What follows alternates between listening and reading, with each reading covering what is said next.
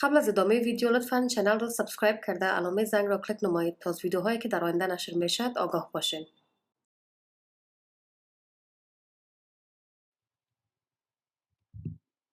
بسم الله الرحمن الرحیم. سلام خدمت شما، دکتر مریم کوزمن هستم. امروز لکچر دهم ماست و محتویات درس امروزی ما چی هست؟ امروز میخوانیم راجع به کمپارتمنت های گردن، تراینگل ها یا مثلث های گردن و عضلاتی که به هایدبون بستگی داره و به دو دسته تقسیم شده: عضلات سوپرا هاید و انفرا هاید مثلا. و شاخات استوانی این تیوب را سرویکال سپاین یا ستون فقرات که در قسمت گردن ما شما تشکیل داده. ما 7 سرویکال ورتبرا در قسمت گردن خود داریم که از 1 الی 37 نامیده شده. 31 ما به نام اطلس یاد میگردد و 32 ما به نام اکسس یاد میگردد. اطلس ما توسط اتلانتو اکسیپیتال جوینت همراه با کاندیلر پروسس اکسیپیتال بون ما وصل گردد. میام سر کمپارتمنت های گردن. این تصویر را که میبینید یک مقطع هوریزونتال یا یک مقطع ترانسورس از گردن است و شما یک نمای سوپیریر شده دارین از سمت بالا سر میکنین. از سمت بالا در نمای در مقطع هوریزونتال یا ترانسورس وقت ما ببینیم نک یا گردن ما شما 3 کمپارتمنت داره که عبارت از ویزرال کمپارتمنت، واسکولار کمپارتمنت و ورتبرال کمپارتمنت باشه و هر یکی از این کمپارتمنت ها به حساب ساختمان هایی که در هر یکی از این کمپارتمنت ما داریم نامیده شده. ویزرال کمپارتمنت خود اگه ببینیم، ویزرال کمپارتمنت ما دارای احشا و یا ویزرای ما شما باشه و ساختمان هایی که در این مومنت ببینیم از کدام طبقه خلف اگه ببینیم در کدام در این ساحه ما چی ببینیم؟ تریکه خود در اطراف تریکه ما تایروید گلند ما شما در رنگ سرخ و خلفتر اگه ببینیم اسوفاگاس یا میری ما شما قرار داره. در واسکولار کمپارتمنت اگه ببینیم که در رنگ آبی شما ببینیم چی هست؟ در داخل واسکولار کمپارتمنت ما اینترنال جوگولار وین داریم، کاروتید آرتری داریم و بالاخره در رنگ زرد که در داخل واسکولار کمپارتمنت شما ببینیم چی هست؟ عصب دهم شما که ویگاس میشه. در ورتبرال کمپارتمنت اگه ببینیم، ورتبرال کمپارتمنت قسمی که از لام شما میشه در وسط که ساختمان استخوانی شما ببینیم چی هست؟ ورتبرای ما شماست و در وسط ورتبرا ما اسپاینال کورد ما شماست و در اطراف ورتبرای ما چی هست؟ عضلاتی که تمام این ورتبرای ما شما را استوار نگاه میکنه. این بود 3 کمپارتمنت های ما که ما گفتیم ویزرال کمپارتمنت ما داریم، واسکولار کمپارتمنت ما داریم و بالاخره ورتبرال کمپارتمنت داریم.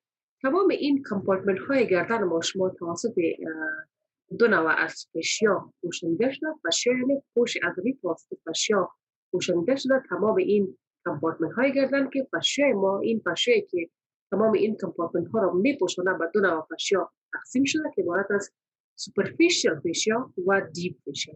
سوپرفیشیال فشیا ما در قسمت قدامی گردن شما بسیار خوب میتونید دیدید در رنگ پک شیرچه که هست. قسمت قدامی گردن ما شما میتونید بسیار خوب دیدید سوپرفیشیال فشیا خود را. سوپرفیشیال فشیا ما فشیایی هست که در قسمت قدامی گردن میباشه و توسط عضله پلاتیسمای ما شما ساخته میشه. این بود سوپرفیشیال فشیا ما. دیپ فشیا ما تقسیم شده به 4 لایه دیگه که عبارت از پری ورتبرال لیر، کاروتید شیت، پری تریکیال لیر و بالاخره اینوستینگ لیر. پری ورتبرال لیر ما لایه از دیپ فشیا هست که ورتبرای قسمت که ورتبرال کمپارتمنت ما شما رو میپوشونه در رنگ گلابی تیرک شما میبینید. کاروتید شیت ما بخش از فشیای از یک لایه از دیپ فشیا ما باشه که چی میکنه؟ واسکولار کمپارتمنت ما شما رو میپوشونه. پری تریکیال لیر ما لایه پری تریکیال که مربوط دیپ فشیا میشه یک بخش از دیپ فشیا هست که چی میکنه؟ ویزرال کمپارتمنت ما شما رو میپوشونه و بالاخره اینوستینگ لیر که اینوستینگ لیر تمام این کمپارتمنت ها را از سمت خارج میپوشونه و در دو ساحه این اینوستینگ لیر ما سپلیت شده یا دو نیم شده. در ساحه خلفی در این قسمت در ساحه خلفیش ما میتونید دیدید دو نصف شده و بالاخره عضله که اینجا در بین هر دوی این لایه های اینوستینگ ما داریم چی هست؟ عضله است که بک مثلا همچنان برش میتونیم بزنیم. در قسمت قدامی اینوستینگ لیر ما همچنان دو نیم شده سپلیت شده و عضله استرنوکلیدوماستوید ما شما را میپوشونه و بعضی از انفراهاید استرپ مسلز ما. این بود کمپارتمنت های گردن و سوپرفیشیال و دیپ فشیا که سرش با گردن داریم. بازم تکرار میکنیم ما 3 کمپارتمنت داشتیم که عبارت از در قسمت گردن که یک مقطع هورزونتال یا هورزونتال است.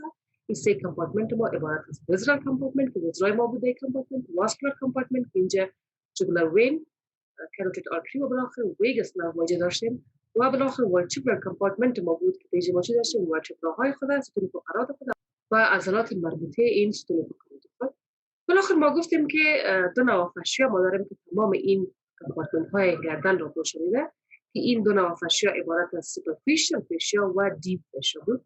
سوپرفیشل فشیا ما را گفتیم که در قسمت قدمی گردن میپوشانه و این فشیا توسط عضله پلاتوسما که گفته بودیم یک عضله بسیار سطحی پهن و بسیار نازک میباشه توسط عضله پلاتوسما ما شما ساخته شده. این لایه خارجی را که میبینین رنگ شتری. بعد گفتیم که ما دیپ فشیا داریم که دیپ فشیا ما به چندین لایه های دیگه تقسیم شده بود، به 4 لایه دیگه تقسیم شده بود که عبارت از پری تریکیال لیر بود، کاروتید شیت بود، اینوستینگ لیر بود و بالاخره پری ورچیپل بود. پری تریکیال لیر ما لایه از دیپ فشیا بود که چی میکرد؟ واسکولار کمپارتمنت ما رو میپوشانید. کاروتید شیت ما یک لایه از دیپ فشیا بود که واسکولار کمپارتمنت ما رو میپوشونه. پری ورچیپل لیر ما لایه از دیپ فشیا بود که در رنگ گلابی توی چشم میبینید و ورچیپل کمپارتمنت ما شما رو میپوشونه و بالاخره اینوستینگ لیر گفتیم که سطحی ترین لایه دیپ فشیا ما که تمام این کمپارتمنت ها را پوشانیده و فقط در دو ناحیه دو نصف شده یا اسپلیت شده. در ناحیه قدمی دو نصف میشه و عضله استرنوکلیدوماسوید ما شما رو میپوشونه. این قسمتی را که می‌بینید عضله استرنوکلیدوماسوید ما شما توسط اینوستینگ لایه اینوستینگ ما شما پوشانیده و در قسمت خلفی همچنان دو اسپلیت میشه در هر دو سمتش و عضله تراپیزیوس ما را که بک مسل ما باشه اون چی میکنه میپوشونه. این بود کمپارتمنت ها و فشیا های گردن ما. میم سر هایدبون گپ میزنیم و یک معرفی کوچک از هایدبون کنیم. هایدبون ما یگانه استخوان است که در قسمت گردن به شکل آزاد میباشه، یعنی همراه با کدام استخوان دیگه بدن کدام مفصل را نمیسازن. یگانه استخوان است که به شکل آزاد میباشه و همراه با لارینکس ما توسط تایروهاید لیگامنت وصل شده که لیگامنت بسیار نازک و بسیار پهن است. چشم می‌بینید توسط این لیگامنت که ما برش تایروهاید لیگامنت میگیم، هایدبون ما همراه با لارینکس که همراه با قسمت سطحی لارینکس که تایروید کارتلیج ما وصل میشه و دارای 3 قسمت از لحاظ اناتومی دارای 3 قسمت باشه. یک بودی که در قسمت قدمی میباشه، لسن هان شاخه کوچک دو لسن هان داره که در رنگ زرد میبینیم و بالاخره گریتر. بسیاری از عضلات سوپراهاید و انفراهاید مسلز ما منشا میگیره از روی استخوان هاید شما که مثلا میخونیم. نیم سر سوپراهاید مسلز خود. سوپراهاید مسلز ما عضلات هستند که در قسمت علوی یا بالایی هاید بون ما شما قرار دارد و تحت عنوان سوپراهاید مسلز ما 4 جوره از عضلات ما داریم که عبارت از جینیوهاید، مایلوهاید، داگاستریک و بالاخره ستایلوهاید مسل. جینیوهاید مسل عضله است که از کجا منشأ میگیره؟ از قسمت داخلی منتوم. ما دو جوره از منتال سپاین ما داریم، استخوان‌های لوکتیز داریم که ما چی میگیم؟ سوپیریور منتال سپاین که در قسمت علوی است و انفیریور منتال سپاین در قسمت منتوم، در قسمت داخلی منتوم. جینیوهاید عضله ما از انفیریور منتال سپاین منشأ میگیره و بالاخره انسرت میشه در بالای قسمت بادی هایدبون ما. وظیفه‌اش چی است؟ هایدبون ما شما را الیویت یا بالا طرف بالا کش میکنه. مایلوهاید مثلا ما اوریجینیت میکنه، اوریجین میگیره از کجا؟ از قسمت داخلی بادی مندیبل ما یک خط برجسته داریم که برش چی میگیم؟ مایلوهاید لاین. بین قسمت مندیبل در هر دو سمت در قسمت بادی مندیبل ما داریم، ما برش چی میگیم؟ مایلوهاید لاین میگیم. مایلوهاید ما که در رنگ یاسمندی شما میبینین عضله هست که از مایلوهاید لاین منشأ میگیره و بالاخره انسرت میشه در قسمت بادی مندیبل. داگاستریک ما را ببینیم، عضله داگاستریک ما شامل دو بخش است که ما برش انتیریور بلی میگیم، بلی قدمی یا بخش قدمی، انتیریور بلی و پوستیریور بلی. انتیریور بلی ما از یک فوسایی که ما برش داگاستریک فوسا میگیم و تقریبا در این ساحه در قسمت داخلی مندیبل میباشه، یک چقوری، این ما میگیم داگاستریک فوسا. انتیریور داگاستریک ما از داگاستریک فوسایی که در داخل مندیبل ما داره منشأ میگیره و پوستیریور داگاستریک ما در این تصویر شما بهتر میتونید دیدن. پوستیریور داگاستریک ما کینی عضله میشه از کجا منشأ میگیره؟ از ماستوید پروسس استخوان تمپورال. هر دوی این عضلات انتیریور داگاستریک و پوستیریور داگاستریک در وسط در قسمت بادی هایدبون ما توسط اینترمدییت تندن با هم وصل میشه. بازم یک بار تکرار میکنیم، عضله داگاستریک ما گفتیم که دو بخش داشت، بخش قدمی و بخش خلفی. بخش قدمی ما منشأ میگیره از داگاستریک فوسایی که در قسمت داخلی بادی مندیبل داریم و پوستیریور داگاستریک ما منشأ میگیره از ماستوید پروسس استخوان تمپورال ما. بالاخره هر دوی این بلی های عضله داگاستریک ما در وسط وصل میشه توسط یک تندن که در قسمت بادی استخوان هایدبون ما است. عضله چهارمی که ما داریم چی است؟ عضله ستایل و هاید مثلا واسه که بازم از نامش معلوم است منشا میگیره از کجا؟ از تایروید پروسس استخوان تمپورال ما شما و بالاخره انزرت میشه. به تصویر شما خوبتر میتونید دیده عضله ستایل و هاید ما بالاخره انزرت میشه در قسمت لسر هارن هاید بون ما شما. وظایفش اگه بگیم جینو هاید ما چی میکنه؟ هاید بون ما شما را الیویت میکنه در هنگام فعل بله. مایلوهای ما که در رنگ یاسمندیجش می‌بینیم بیشترین سپورت و جوف دهن ما شما میتونه و قسمت زمین جوف دهن ما شما و دایگاستریک گفتیم به دو بخش تقسیم شده. انتیریر بلیش چی میکنه؟ هاید بون ما شما را الیویت میکنه و پوستیریر بلیش که گفتیم منشهش از استخوان مسئله پروسس استخوان تمپورال بون چی میکنه؟ هاید بون ما شما را به طرف بالا و طرف خلف کش میکنه و همچنان عضله ستایل و هاید ما مانند از پوستیریر بلی دایگاستریک ما شما هاید بون ما شما را به طرف بالا و به طرف خلف کش میکنه. این بود عضلات سوپراهاید ما شما. تمام این عضلات سوپراهاید ما توسط عصب هفتم که میشه فیشل نرو و توسط عصب پنجم که میشه ترایجمینال نرو انرویت شده به جز عضله جینوهاید ما. جینوهاید ما یگانه عضله است که توسط سرویکال پلکسس ما انرویت شده که بعدا باز میخوانیم که سرویکال پلکسس چیست. بقیه تمام عضلات توسط عصب هفتم و پنجم انرویت شده. عضله مایلوهاید ما همراه با انتیریر بلی دایگاستریک ما توسط عصب پنجم که میشه ترایجمینال نرو انرویت شده و ستایلوهاید ما همراه با بلی خلفی دایگاستریک ما توسط عصب هفتم که میشه فیشل نرو انرویت شده. جینوگلاسس ما توسط cervical plexus انرویت یا تصیب شده. میام سر عضلات انفراهاید خود. انفراهاید مسلز عضلاتی هستند که در قسمت پایینی یا انفیریر و هاید بون ما شماست و همچنان در اینجا هم ما 4 جوری از عضلات داریم که عبارت از تایروهاید، استرنوتایروید، اوموهاید و بالاخره سترنوهاید مسلز. تایروهاید مثلا ما عضله هستند که منشا میگیره از تایروید کارتلیج که از نامش معلوم است. وقتی میگم تایروهاید منشا میگیره از تایروید کارتلیج در رنگ پک شیشه یکش میبینید.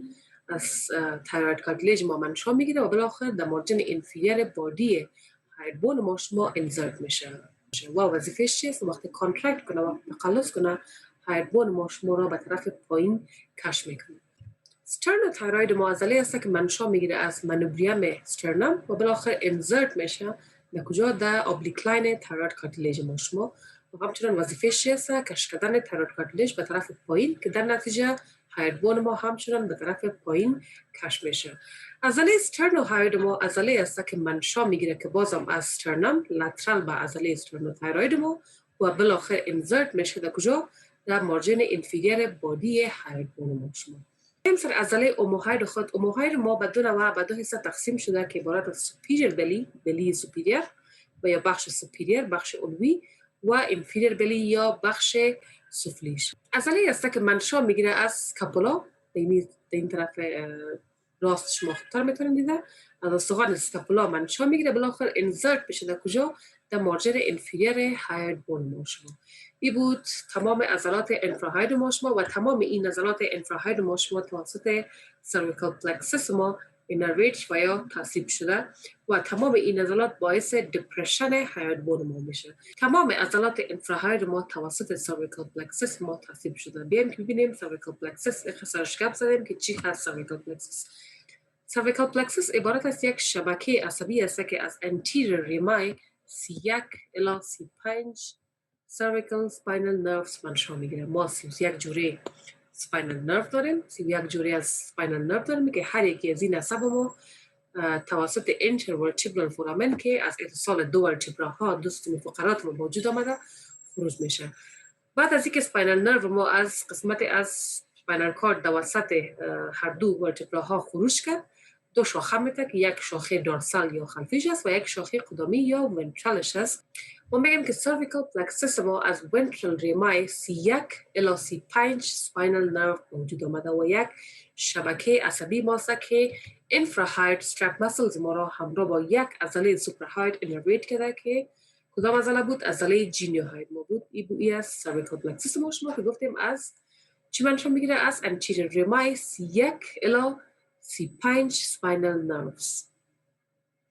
و دو نوع شاخه های عصبی ما داریم در داخل سرویکال پلکسس خود که چی میگیم؟ برای شاخه تیوتینیس کاملا حسی هستن و جلد گردن ما شما را چی میکنه؟ تصیب میکنه و برانچ های مسکولر که میره بعضی از عضلات گردن و تمام عضلات انفراهاید ما شما را انرویت میکنه. عضلات انفراهاید همراه با از یک عضله سوپراهاید که جینیوهاید بود توسط انسا سرویکالس ما انرویت میشه. انسا سرویکالس ما که یک جزء از سرویکال پلکسس است، یک لوپ ایجاد میشه. اینجا داخل سرویکال پلکسس اگه اینجا متوجه شون یک لوپ ایجاد میشه، یک لوپ عصبی که توسط فایبرهای C1 C2 و توسط فایبرهای C3 ایجاد میشه. بعضی از شاخه ها از این انسا سرویکالس خروج میشه و میره طرف تصیب کردن عضلات انفراهاید ما. خب یک عصب بسیار مهم اینجا سرویکال پلکسس ما میته که چی میگی میره فرنیک نرو میگی میره فرنیک نرو توسط فایبرهای عصبی سرویکال پلکسس از C3 C4 و از C5 یک جای میشه. C3 از C4 و بالاخره از C5 یک جای میشه. یک عصب میسازه که این عصب ما چی میگیم فرنیک نرو. فرنیک نرو ما میره تصیب میکنه دیافراگم ما شما را. دیافراگم ما میفهمیم که یک عضله حیاتی در هنگام تنفس است. وقتی تنفس میکنیم دیافراگم هموار میشه و طرف پایین میه و انتراتوراسیک پرشر ما بلند میره و ما قادر به تنفس میشیم. دیافراگم ما توسط فرنیک نرو که شاخه های از عصبی از C3 C4 و C5 بود که یک بخش از سرویکال پلکسس را میسازه و برای از این ما یک نمونک داریم. نمونک ما چی میگه؟ C3 C4 C5 keeps the diaphragm alive. C3 C4 و C5 ما دیافراگم را زنده نگاه میکنه. میم دوباره برمیگردیم به انسا سرویکالس. انسا سرویکالس گفتیم که یک لوپ مانند ساختمان عصبی است که در داخل سرویکال پلکسس موجود باشه و توسط فایبرهای عصبی C1 C2 و C3 ساخته شده و از C1 فایبرهایش که مبرایه و مربوط انسا سرویکالس میشه. فایبرهای عصبی چی هست؟ جینیوهاید و تایروهاید که جینیوهاید ما گفتیم که یک عضله چی بود؟ سوپراهاید مثلا ما بود و یگانه عضله سوپراهاید ما بود که توسط سرویکال پلکسس توسط انسا سرویکالس پلکسس ما تصیب شده.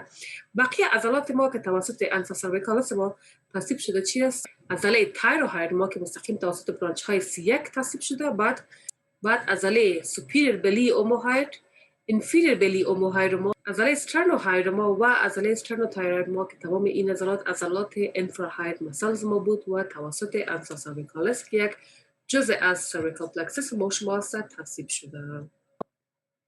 میم سری ترینگل ها یا مثلث های گردن ما شما. ما دو نوع ترینگل عمده داریم در قسمت گردن که ما برش میگیم posterior triangle و anterior triangle. ما anterior triangle ما در قسمت قدامی نک می باشه و posterior triangle ما در قسمت خلفی نک می باشه.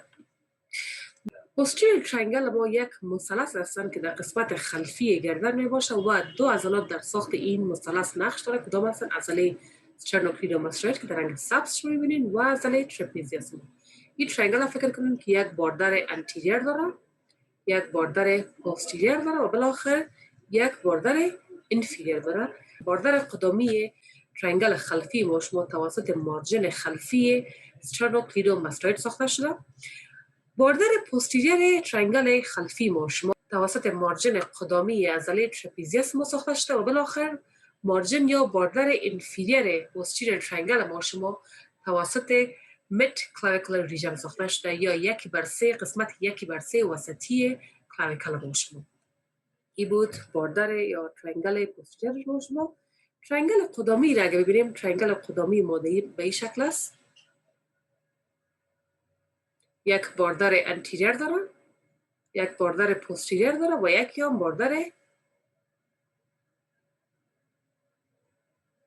باردر سوپیریر داره. باردر انتیریرش توسط چی ساخته شده؟ توسط میدلاین که یک خط فرضی است. باردر انتیریرش توسط میدلاین ما که یک خط فرضی است.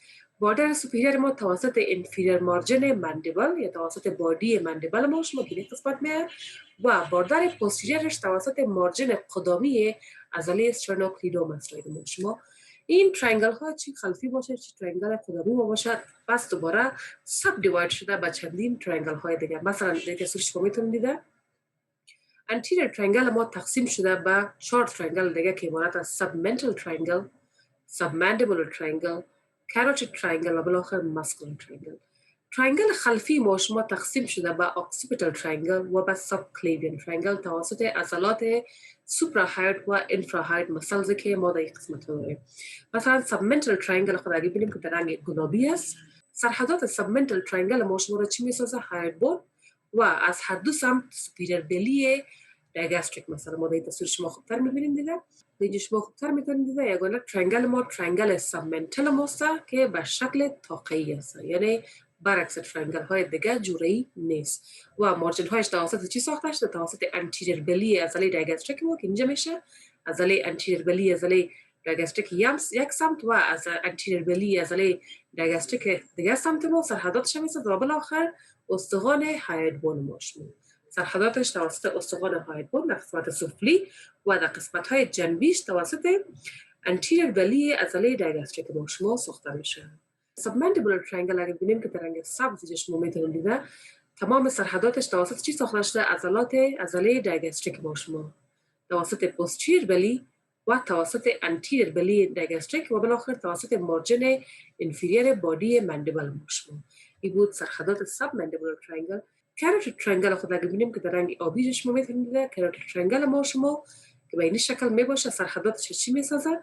سرحداتش سه عضله میسازه که کدام هستن؟ عضله ستایلوهایدمو که نیست، عضله ستایلوهایدمو، بالاخره سوپیریر بلی عضله اوموهایدا گفته بودیم مگه یادتون باشه یک بلی سوپیریر داشت و یک بلی انفیریر داشت.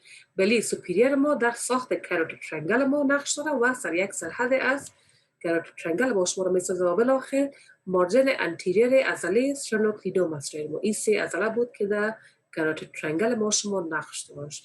ماسکولار ترینگل خود اگه ببینیم در رنگ زرد شما اینجا میتونید دیدم ماسکولار ترینگل خود را توسط چی ساخته شده؟ مارجن هاش توسط مارجن انفیریر هاید بون ما شما، سوپیریر بلی اوموهاید و بالاخره مارجن انتیریر مارجن قدامی عضله استرنوکلیدوماستوید ما و بالاخره توسط میدلاین که یک خط فرضی می باشه. پوستیریر ترینگل ما تقسیم بندی شده به دو ترینگل های دیگه که عبارت از اکسیپیتال ترینگل و ساب کلیوین ترینگل. سرحدات اکسیپیتال ترینگل رو شما میتونید دیده چی میسازه؟ سه عضله است که سرحدات اکسیپیتال ترینگل رو شما میسازه. چی است؟ مارجن خلفی عضله استرنوکلیدوماستوید، بالاخره مارجن قدامی عضله ترپیزیوس و بخش انفیریر بلی عضله اوموهاید ما شما. این بود سرحدات اکسیپیتال ترینگل ما شما. ساب کلیوین ترینگل اگه ببینیم سرحدات ساب کلیوین ترینگل ما شما رو دو عضله است که میسازه. چی است؟ عضله مارجن پوستیریر عضله استرنوکلیدوماستوید ما شما، انفیریر بلی عضله اوموهاید ما شما و بالاخره ساحه یکی بر سه وسطی کلاویکل ما شما مارجن انفیریر ساب کلیوین ترینگل ما شما میسازه. بیایم که محتویات هر یکی از این ترینگل رو ببینیم. سبمنتال ترینگل اگه ببینیم کدام ساختمان های مهمه که ما در سبمنتال ترینگل خود داریم چی است؟ سبمنتال لیمف نودها. در ماسکولار ترینگل ساختمان های مهمی رو که داریم چی است؟ از نامش معلوم است ساختمان جزء مهم، جزء اساسی و جزء عمده ای که دیگه داریم چی است؟ عضلات انفراهاید استرپ مسلز ماست در ماسکولار ترینگل. بالاخره بدون انفراهاید استرپ مسلز خود ما چی داریم؟ فت لیمف نودز و انتیریور جوگولار سیستم خود. سبمندیبولار ترینگل اگه ببینیم کدام ساختمان های مهمه که در سبمندیبولار ترینگل ما داریم چی است؟ سبمندیبولار گلند و سبمندیبولار لیمف نود. بدون از اون ما چی داریم درش؟ لینگوال و فیشل آرتری و ورید. نرو تو در مایلوهاید کریک برانچ از V3 می باشه و بالاخره عصب 12 ما که میشه هایپوگلوسال نرو. در کاروتید ترینگل ما شما ساختمان عمده ای که داریم ما چی هست؟ کاروتید سیستم است که شامل کامن کاروتید آرتری و دیویژن هایش است. internal jugular vein و برانچ هایش و بالاخره عصب 10 11 و عصب 12. این بود محتویاتی که در سب دیویژن های انتیریر ترینگل ما شما داشتیم. در پوستیریر ترینگل خود ساختمان مهمه که ما داریم سربیکال پلکسس ما شماست و بعضی از دیویژن های بریکیال پلکسس ما شما. این بود درس امروزی داشته. اگر واقعا یک چیز آموختین از این درس لطفاً ویدیو رو لایک و همراه با دوستان شیر کنید و اگر کدام سوال دارین میتونین در قسمت کامنت بنویسین. من تمام این سوالات رو میخونم.